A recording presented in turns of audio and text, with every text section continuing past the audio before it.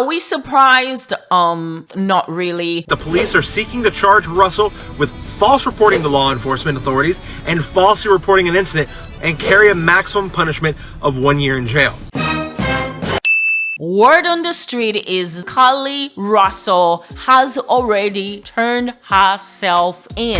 If she hasn't already, she will be in the next 24 hours. Now, we don't yet have confirmation on this. We are not surprised charges are being brought. Some people are against her going to prison. They don't believe what she did, her crime, rises to the level of punishment being prison. What do you guys think is the appropriate punishment for what she did? Prison? Probation? Maybe community time? A fine? Her lawyer spoke with the media. He pretty much gave an indication that something like this was coming, like charges were coming. Obviously, he didn't tell us when and what they were, but he said things like, let's pray for them, and we're just waiting for the end game. Like, well, what is the end game?